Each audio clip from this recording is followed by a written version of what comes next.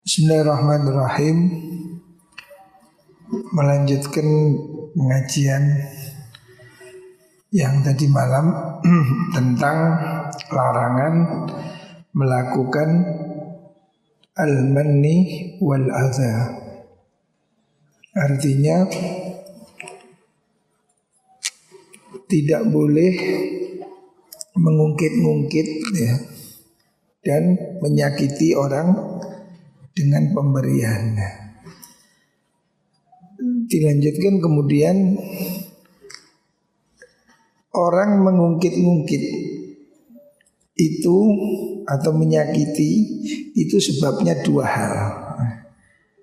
Yang pertama, kepelitan, sifat pelit ya, sehingga dia eman nggak mau hartanya berkurang ya. Ini kemarin sudah disebutkan, ini harus dilawan dengan betapa imbalan zakat sedekah itu jauh lebih besar. Makanya eman tidak mau memberikan harta itu menurut Imam Ghazali hamqah, hamaqah, tolol ya. Sama dengan orang tidak mau beli iPhone X dengan harga Rp1.000. Nah, surga dibanding sedekah itu kan terlalu murah gitu. Itu penyebab orang melakukan al-man wal adha. Yang kedua adalah wa ammasani. Yang kedua, penyebab kenapa ada orang itu mau memberi tapi masih diungkit-ungkit atau dengan ucapan kasar. Yang kedua itu wasani ru'yatuhu annahu khairun minal fakir ya. Yang kedua sebabnya itu selain pelit, dia merasa diri lebih baik dari orang fakir. Dia merasa berjasa ya, merasa memberi itu memberi anugerah, sehingga dia merasa harus dihormat, sehingga dia merasa berhak ngomong sakarepe dhewe. Nah, yang kedua ini masalahnya kenapa? Wa ammatsani fahuwa aidan jahlun. Faktor kedua penyebab orang memberi zakat tapi sambil mengumpat itu adalah kebodohan juga. Kenapa? Li'annahu law arafa fadl faqri 'alal ghina. Seandainya orang kaya itu tahu keutamaan orang miskin dibanding orang kaya, wa arafa khatarul aghniya, dan dia mengerti bahayanya menjadi orang kaya ya, lamastahkarul fakir, tentu dia tidak akan menghina orang fakir. Orang ini selalu, orang kaya ini merasa dirinya lebih tinggi. Seringkali orang kaya itu jadi sombong ya. Ini disebabkan kebodohan. Dia merasa orang kaya lebih baik dari orang miskin. Padahal ya, hakikatnya ya, orang fakir ini punya kelebihan dibanding orang kaya ya. Seandainya orang kaya itu mengerti keutamaan orang fakir, pasti dia tidak akan menghina orang fakir ya. Lamastahqaral faqira. Seandainya orang kaya itu ngerti ya keutamaan orang miskin, tentu dia tidak menghina orang miskin, orang fakir. Bal tabarraka bihi wa tamanna darajatah. Seandainya orang kaya itu tahu kelebihan, keistimewaan orang fakir, pasti dia itu malah tabarruk ya. Bukan menghina, tabarruk, memohon berkah dan menginginkan diberi derajat seperti orang fakir. Seandainya mereka tahu ya. Fasulahaul aghniyai yadkhulunal jannata ba'dal fuqara'i bi khamsimi'ati amin. Nah, coba salah satu contoh masalahnya, kenapa sih orang kaya itu harus menghormati orang miskin? Karena orang kaya itu yang bagus ya, orang kaya yang ahli ibadah, bukan orang kaya yang sombong. Orang kaya yang soleh itu nanti masuk surga dibanding orang miskin selisih 500 tahun. Ya enggak? Jadi besok orang miskin sudah di surga, orang kaya ini masih hitung-hitungan hisab selisih 500 tahun. Jadi orang miskin sudah tidur, sudah enjoy, sudah pacar-pacaran, orang kaya masih belum masuk surga. Loh, seandainya orang kaya menyadari itu, pasti dia tidak akan menghina orang fakir. Mungkin justru orang fakir itu yang akan nolong dia masuk surga. Ya. Walidzalika qala sallallahu alaihi wasallam, karena itu Rasulullah menyatakan humul akhsaruna wa rabbil Ka'bah. Karena Rasul bersabda, sungguh mereka itu orang rugi semua ya. Demi Tuhan Ka'bah, Tuhan yang menguasai Ka'bah. Faqala Abu Dzar, sahabat Abu Dzar bertanya, manhum, siapa itu orang yang dianggap sebagai apa? Paling rugi di akhirat itu siapa? Qala humul aktsaruna amwalan. Orang besok rugi itu orang-orang konglomerat, orang-orang yang paling kaya. Itu akan nyesel ya. Ini hadis riwayat Imam Bukhari ya. Hadis riwayat Imam Bukhari mengatakan demikian. Besok orang kaya ini akan nyesel. Loh, seandainya orang kaya itu mengerti, pasti dia tidak sombong. Karena apa? Dia tahu orang fakir itu besok diberi tempat yang lebih istimewa oleh Allah Subhanahu wa taala. Gitu. Al-hadis summa kaifa yastahqirul faqira. Kemudian bagaimana orang kaya itu bisa berhak menghina orang fakir? Wa qad ja'alahu Allahu ta'ala sukhratan lahu ya. Bagaimana orang kaya ini boleh menghina orang miskin, sedangkan Allah itu telah menundukkan mereka itu kepada dia ya. Iz yaktasibul mala bijuhdihi.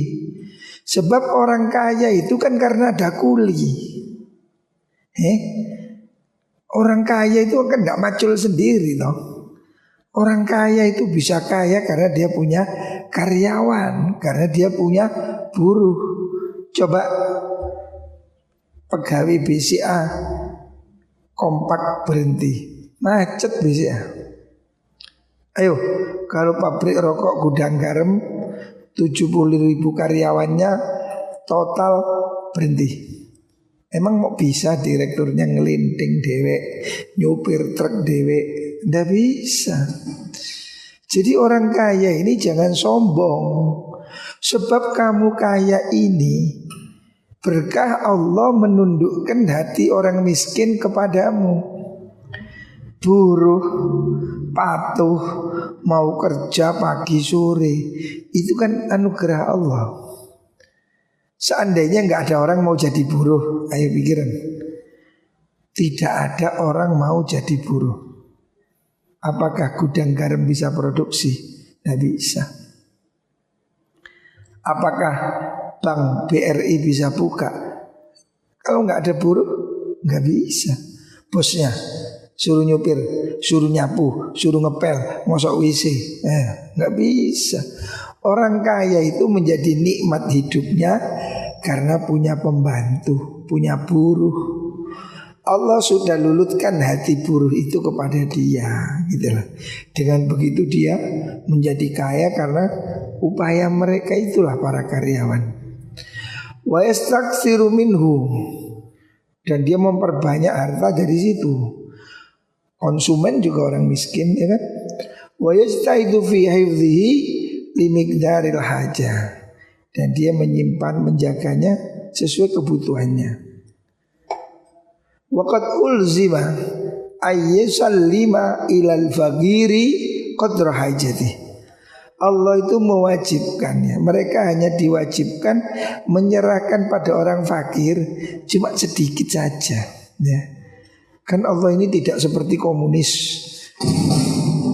Komunis ini kan idenya tidak ada orang kaya, makanya disebut dengan ideologi komunis.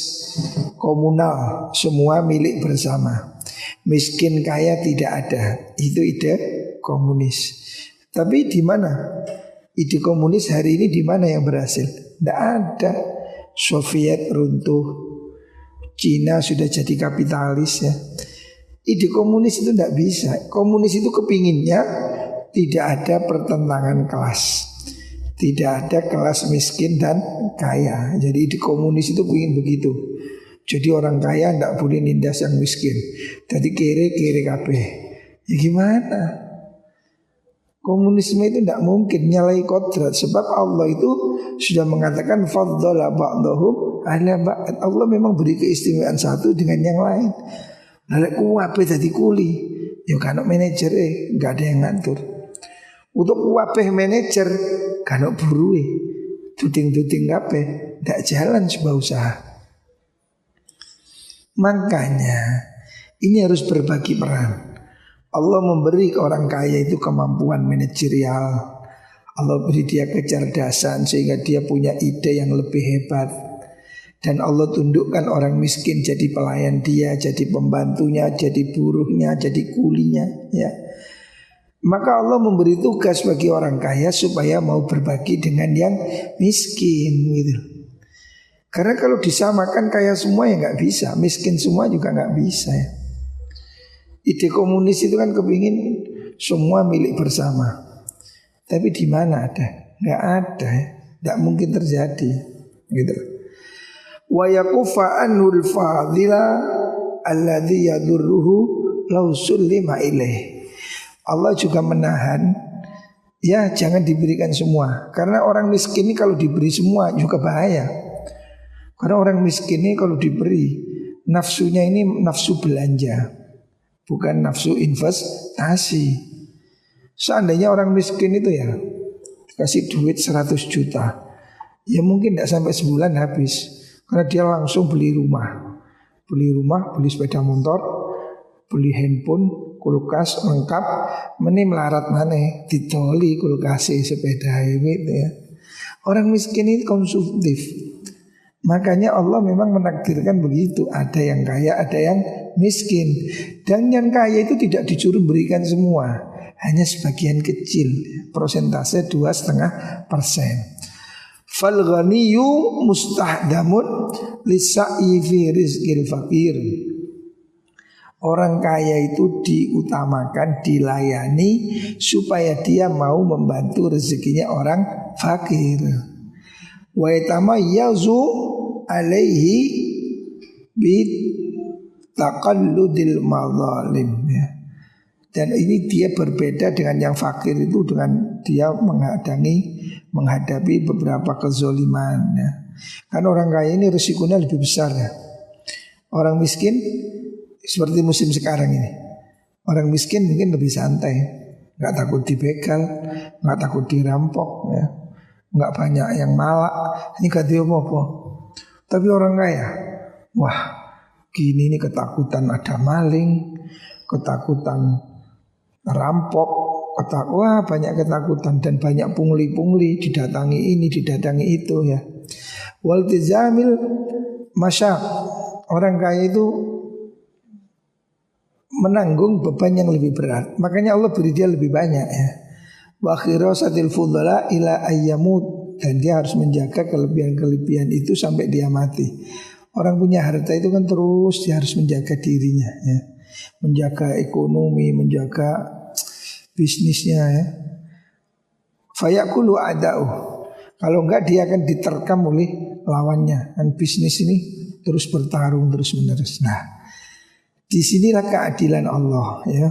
Orang kaya memang tugasnya lebih berat, bebannya juga, tanggung jawabnya berat. Maka dia oleh Allah diberikan hak lebih banyak. Orang miskin kerjanya lebih enteng, ya diberi bagian lebih kecil gitu. Harusnya ini sama-sama disadari. Orang kaya tidak akan hidup kalau tidak ada orang miskin. Orang miskin juga sulit kalau tidak ada orang kaya.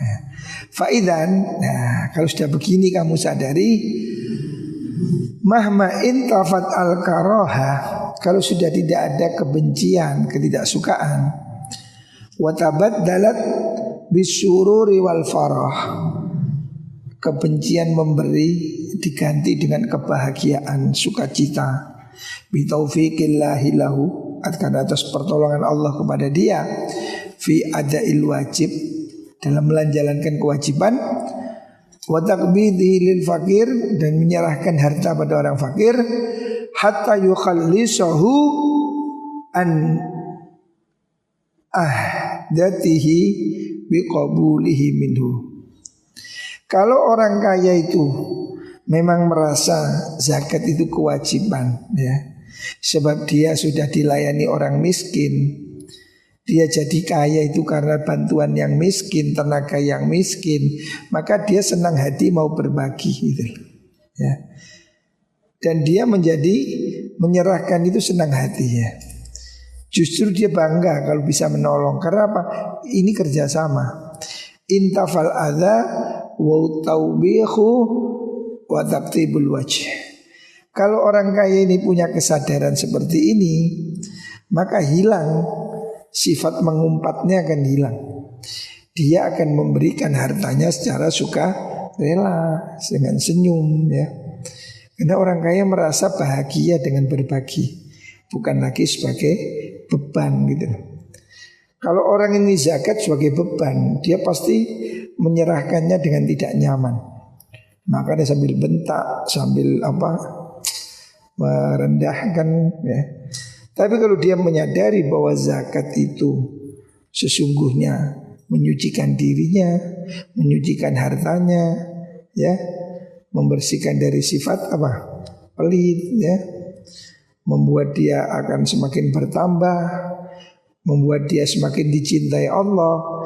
Kalau motivasinya tampak, dia tidak akan pelit lagi gitu. Wa tabaddala bil istibsari wa tsana wa qabulil minnah ya. Fahadha mansa'ul manni wal adha. Jadi dia akan menjadi berubah ya, merasa bangga dan senang ya. Lah inilah ya, penyebabnya orang itu menjadi manni wal adha ya, ketika dia merasa dirinya lebih baik daripada orang lain. Itu yang sumbernya di situ ya.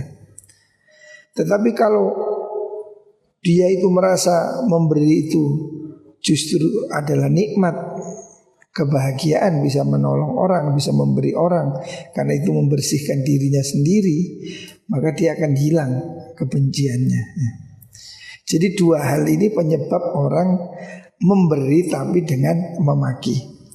Kemarin kan disebutkan orang ini zakat ini ujian dari Allah supaya dia menunjukkan lebih mencintai Allah dari harta ya kan? Dah, orang kemudian ada yang mau memberi, tapi memberi dengan ngundat-ngundat ya. Ada orang yang tidak memberi, pelit ya. Setelah itu dia diberi resep, jangan pelit, bahayanya pelit. Mungkin dia sudah memberi, tapi memberi masih diberi undat-undat. Nah, undat-undat ini harus dihilangkan. Karena apa? Dia mengumpat itu dua hal. Satu karena eman, yang kedua karena dia bodoh ya. Dia bodoh, tidak ngerti betapa sesungguhnya nikmat itu dari Allah. Dan orang miskin itu berbagi dengan kaya. Kalau tidak ada orang miskin, Tidak ada orang yang mau bekerja pada orang kaya. Dari sini hilanglah rasa ketidaksukaan orang kaya pada orang fakir ya. Fa'in kulta, sekarang kalau kamu bertanya, faru'yatuhu nafsahu fi darajatil muhsini amrun ghamidun. Wah, kalau melihat urian Imam Ghazali sejak kemarin ini seakan-akan ini sulit ya. Kita ini tingkatan di mana? Ini sulit kita ini. Ada orang nggak mau memberi, ada memberi tapi manni wal adha, menyakiti dan mengungkit. Berarti kan sulit ya. Terus bagaimana? Fahal min alamatin yamtahun biha qalbah. Ada enggak identifikasi atau cara untuk mengenali sebetulnya kita ini ikhlas apa enggak sih? Gitu. Kan ada orang yang mau memberi tapi tidak ikhlas sehingga tidak dapat pahala. Allah katakan la tubtilu sadaqatikum bil manni wal adha. Ya. Ada orang tidak sedekah, pelit, harus diobati pelitnya. Ada yang sudah tidak pelit tapi ada riyaknya, makanya diberi obat. Hendaknya sedekah itu bisiri supaya tidak riyak, atau bil alaniyah tapi melawan riyak. Sekarang orang itu sudah memberi tidak riyak tapi ngundat-ngundat. Oh, itu bahaya. Diberi lagi terapinya di sini supaya jangan undat-undat. Sekarang yang terakhir resepnya untuk menguji kita ini ikhlas enggak sih dengan pemberian itu. Indikasinya apa? Gitu. Kita ini memberi ini tulus, enggak ngundat-ngundat. Itu indikasinya apa? Ya. Faya rifu biha annahu lam yura nafsahu muhsinan. Supaya faya arifa biha annahu lam yara nafsahu muhsinan, supaya dia bisa mengerti bahwa diri tidak merasa baik. Kan tadi dikatakan orang memberi tapi mengumpat sambil memaki, itu kan ada faktor kebodohan, faktor merasa diri lebih baik daripada orang miskin. Lah sekarang ukurannya apa? Supaya kita tahu bahwa kita ini tidak termasuk ini. Supaya kita mengerti apakah saya ini sudah memberi dengan tanpa merasa baik. Nah, kalau kamu bertanya begitu, ya, ini resep jitu. Fa'lam, dijawab oleh Imam Ghazali, fa'lam anna lahu alamatan daqiqatan wadihatan.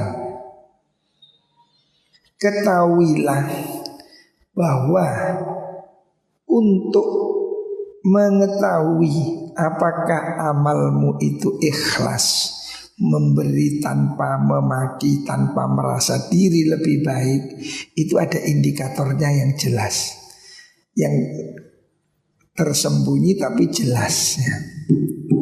Ada lampunya lah. Apa itu? Wahya ayyaqdara ayyuqaddira. Caranya untuk menguji hati kita, apakah kita ini betul-betul memberi dengan benar, dengan baik ya, tidak ada niatan tendensi. Ukurannya gimana? Ayyuqaddira annal faqira law jana alaihi jinayatan au malan adwan lahu alaihi masalan ya. Begini, seandainya kamu perkirakan ayyuqaddira annal faqir, kalau ada orang miskin yang biasa kita beri itu, law jana alaihi jinayatan, kalau dia itu berbuat salah pada kita, terus aumalan, atau dia mengambil harta kita ya, menyakiti secara fisik atau material, adwan lahu alaihi masalan, dengan secara semena-mena. Begini loh, umpamanya Amar ini memberi Mirza, biasa memberi. Untuk mengukur hatimu, kamu ikhlas enggak sih ngasih Mirza itu? ukurannya begini. Gimana? Seandainya Mirza ini yang biasa kamu beri, tiba-tiba besok maki kamu jadi beri gak besoknya? Atau seandainya Mirza ini nanti malam mengambil barangmu, koplukmu, sarungmu, besok kamu benci gak sama dia? Kalau besok kamu setelah disakiti dia itu terus kamu wis gak tak keimaneh, wis kapok lah, berarti kamu tidak ikhlas. Berarti kamu memberi itu ada pamrih minta dihormati. Begitu dia tidak menghormati kamu tidak mau memberi. Nah ini tandanya. Nah, hal kana yazidu istingkaruhu wastib'aduhu lahu ala istingkarihi qabla tasadduq. Ukurannya kata Imam Ghazali, apakah kalau ada orang biasa kamu beri, terus dia melakukan kesalahan pada kamu, baik secara fisik atau material, apakah kamu itu lebih marah, lebih dendam, lebih benci, melebihi sebelum kamu memberi? Kalau jawaban iya, fa'in zata iya, pegel aku, wis tak kei sik nyolong, pegel aku, wis tak kei kok sik menyakiti hatiku. Nah kalau kamu masih punya seperti itu, jika kamu tidak ingin memberi dia lagi, lam tahlu sodaqatuhu ansyaibatil minnah, berarti pemberiannya dia nggak ikhlas, masih ada undat. Buktinya apa? Kamu masih merasa gregetan, sudah saya beri kok gitu sih. Nah berarti kamu masih undat. Jadi itu cara ngukurnya, gampang kan? Jadi apakah kita memberi itu betul-betul ikhlas, tidak ngundat-ngundat? Imam Ghazali beri resep, coba kamu perkirakan, seandainya dia mengambil barangmu, seandainya dia menyakitimu, kamu jadi benci nggak sama dia? Biasanya orang ini kan jadi benci. Udah diberi kok masih nyakiti, kamu pasti bencinya 2 kali lipat. Wah, tahu gitu nggak saya kasih, atau besok nggak saya kasih lagi. Lah kalau di hatimu masih ada begitu, berarti kamu belum ikhlas. Li'annahu tawaqqa'a bisababi shadaqatihi ma lam yakun yatawaqqa'uhu qabla dzalika. Kenapa itu Imam Ghazali dinilai tidak ikhlas? Sebab berarti kamu itu, sebab sedekahmu akan merasa sesuatu yang tidak ada sebelum kamu memberi. Seandainya dia nggak kamu beri, dia jahil kamu, pasti kamu nggak terlalu tersinggung. Tapi ternyata setelah kamu beri, dia nyakiti kamu jadi tambah pegel. Nah, berarti kamu mengaitkan pemberianmu dengan pembalasan kebaikan dari dia. Berarti kamu masih mengharapkan pemberianmu itu diimbangi dengan kebaikan orang. Artinya di sini berarti kamu belum ikhlas, ya. Angel Imam Ghazali luar biasa ya. Indikatornya ini cesplong gitu. Kita ini kan sering begitu toh. Kalau ada orang sudah kita beri, kok dia nyakiti, pasti kita itu bekelin temen. Sudah kita beri kok masih gitu lah. Berarti kita masih mengaitkan kebaikan kita dengan kebaikan dia. Kalau seperti ini berarti kita masih punya sifat adza atau al-mannu. Dia berarti masih mengharap imbalan kebaikan dari sedekahnya. Fa'in kulta, sekarang kamu setelah saya jelaskan begini, fahadha amrun aridun, kamu mengatakan wah ini berat, Imam Ghazali ini sulit sekali, ini gimana? Wala yanfaqu qalbu ahadin anhu, sepertinya orang tidak mungkin bisa melepaskan ini. Umumnya ya, kita itu kalau ngasih kebaikan sama orang, kok dia menyakiti kita itu mesti mangkeli tambah nemen, gitu betul? Mesti kok gak perasaan, kok gak pengertian. Kita selalu mengaitkan pemberian kita dengan perlakuan dia yang jelek pada kita. Loh, ini berarti kita belum ikhlas. Wah ini sulit Pak. Terus fama dawa'u, supaya bisa begini obatnya gimana? Supaya kita ini enggak nyesel berbuat baik pada orang. Nah, Imam Ghazali memberi resep fa'lam, ya ketahui annalahu dawa'an batinan wa dawa'an zahiran. Untuk mengobati hatimu yang sedih kalau kebaikanmu tidak diimbangi itu, ini ada dua obat, ada dua jenis resep. Ada obat luar, ada obat dalam. Wah ini Imam Ghazali dokter nih, dokter hati ya. Ini ada dua resep. Ada resep salep, ada pil. Nah cara obat ngoten. Ada dawaan zahiran wa dawaan batinan. Nah, Imam Ghazali memberi kita resep luar dalam ya. Ono balseme, ono pil. Nah ini luar biasa Imam Ghazali. Wa amal batin, obat dalamnya, obat batin. Fal ma'rifatu bil haqa'iqil lati dzakarnaha fi fahmil wujud. Obat secara batinnya yaitu pengertian terhadap hakikat-hakikat yang sudah saya sebut kemarin tentang memahami wajibnya zakat ya. Kemarin kan tugas yang pertama, orang itu harus memahami arti dari zakat. Ada 3, apa saja kemarin? Masih ingat nggak? Apa saja tugas memahami dari zakat? Kamu masih ingat apa enggak? Apa yang pertama? Apa? Yang pertama? Memahami bahwa zakat ini ujian cinta kita kepada Allah. Berat mana harta dengan Allah. Yang kedua? Apa?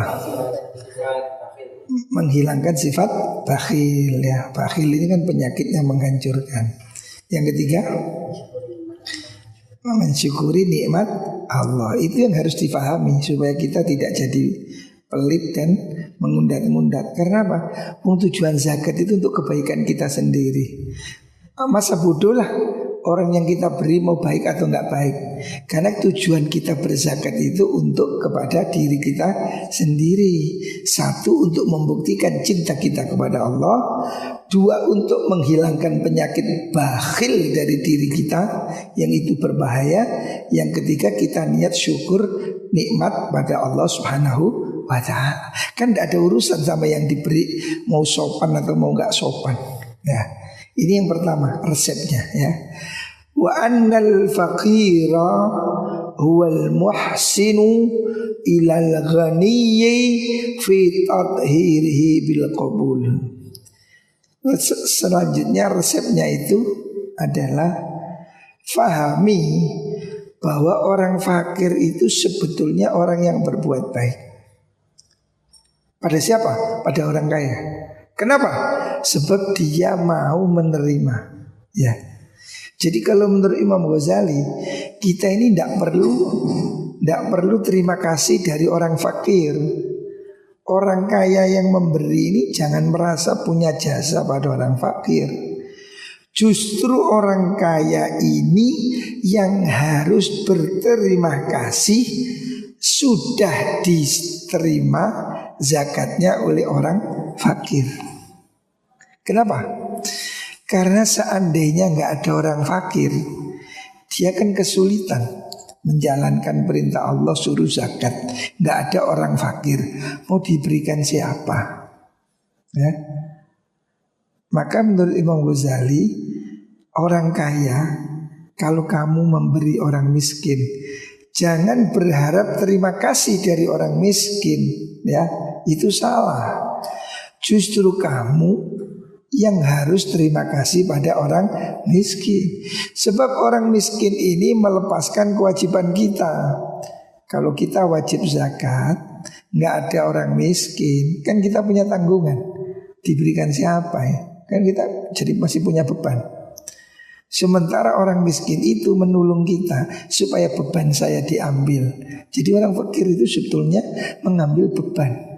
Dengan saya serahkan, dia mau nerima, saya bebas dari tuntutan. Dari sini maka justru yang berjasa itu adalah maunya orang fakir menerima zakatnya orang kaya. Jadi kalau menurut logikanya Imam Ghazali, yang harus terima kasih yang kaya. Kenapa? Orang miskin itu sudah nerima sedekahnya sehingga dia bebas dari tuntutan Allah Subhanahu wa ta'ala. Nah, ini pemahaman Imam Ghazali yang luar biasa. Musallallahu Muhammad. Nah, seperti itu. Walidzalika wa amma dzahir. Adapun secara zahir bagaimana? Secara zahir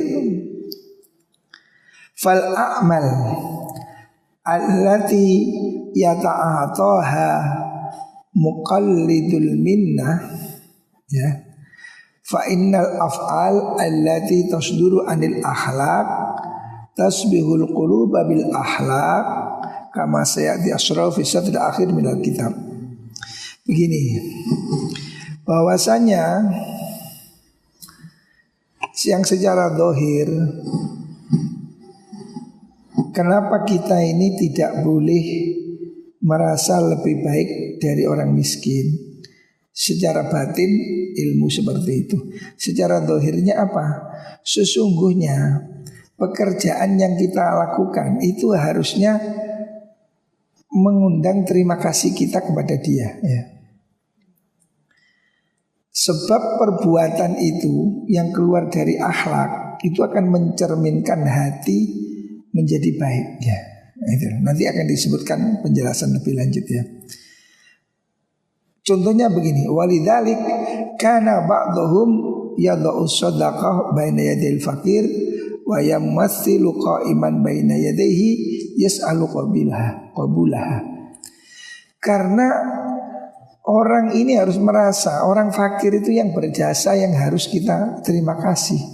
Sehingga sebagian orang ulama zaman dahulu itu kalau memberikan sedekah, justru dia yang berdiri menghormat pada orang fakir itu, ya, memohon tolong terimalah sedekah saya.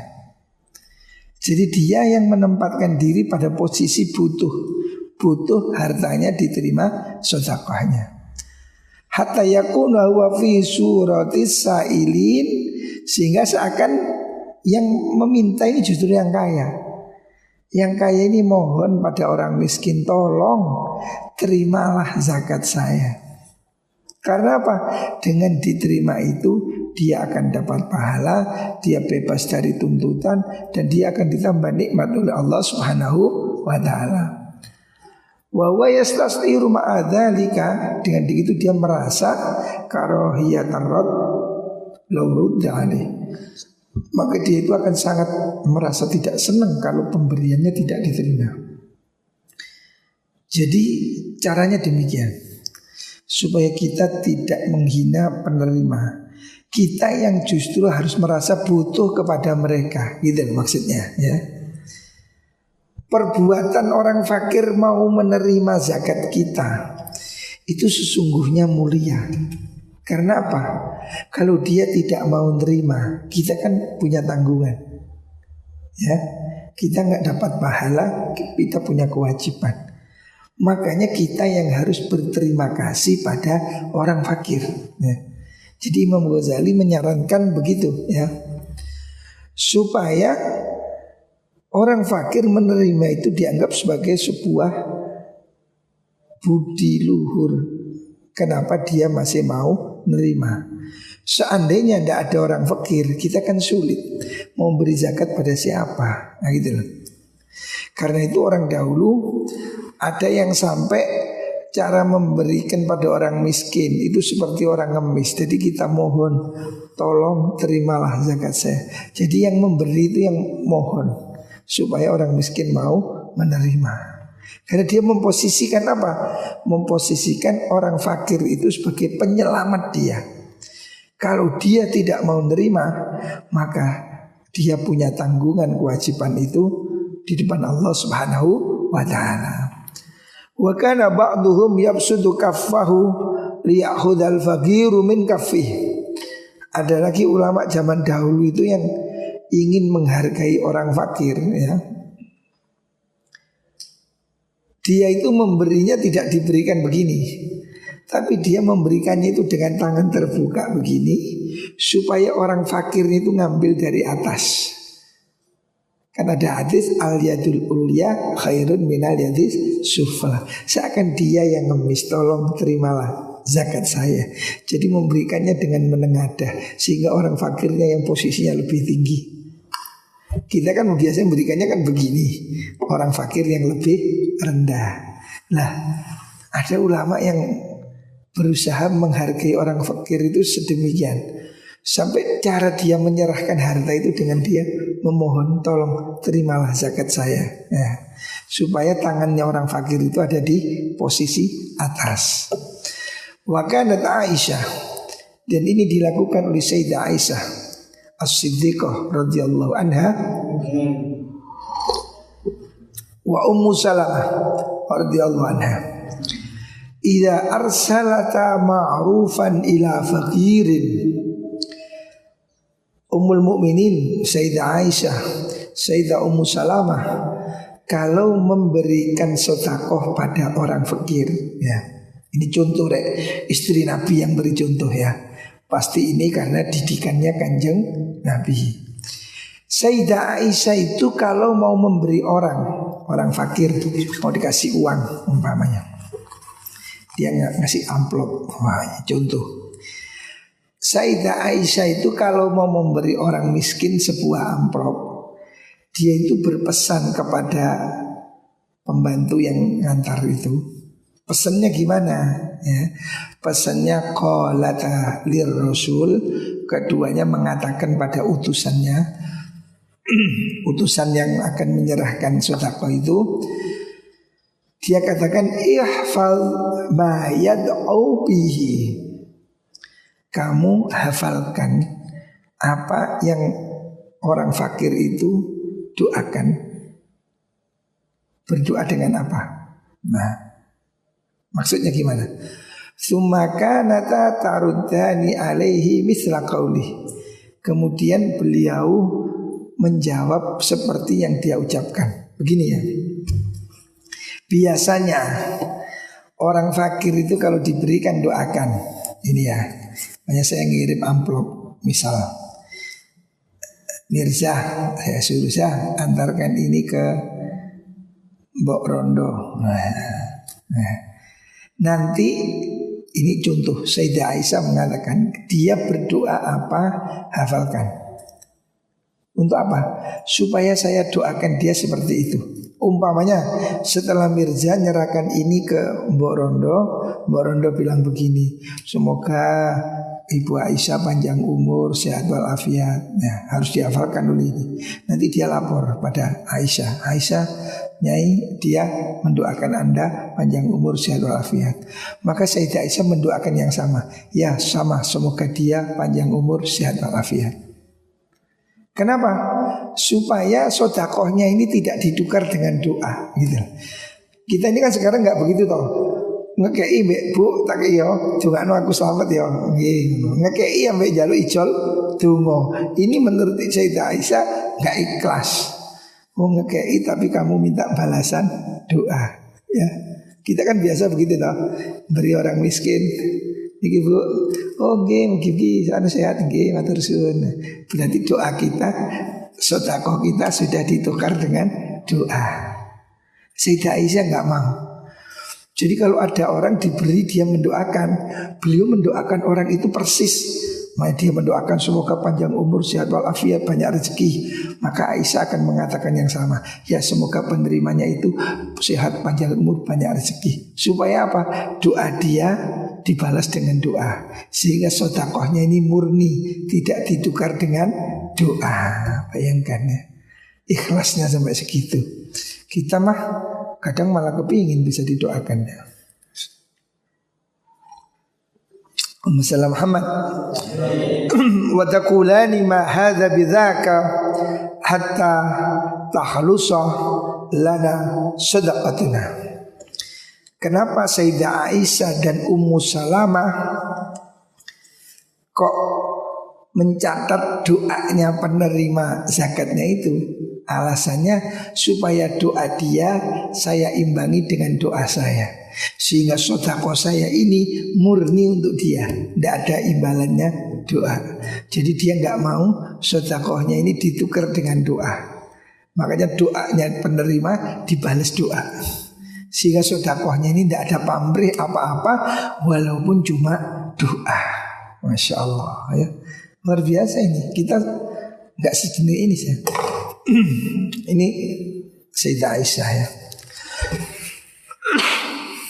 Muhammad Muhammad. Jadi seperti ini.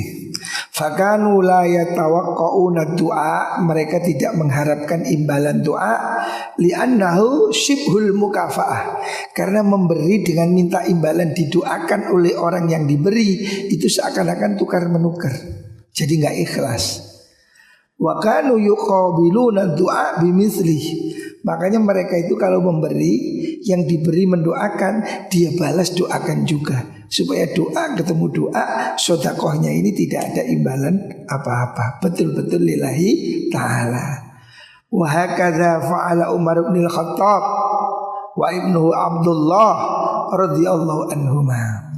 Seperti inilah yang dilakukan oleh Sayyidina Umar dan putranya. Fahakadha kana arbabul qulubi yudawuna qulubahum. Seperti itulah orang-orang yang punya jiwa istimewa melatih hatinya supaya ikhlas ya. Sampai doa aja dibalas doa, supaya sedekahnya tidak ada pamrih. Wala dawa'a min haitsu dzahir illa hadhil amal. Obat zahir tidak ada ya kecuali ini. Pekerjaan seperti itulah ya.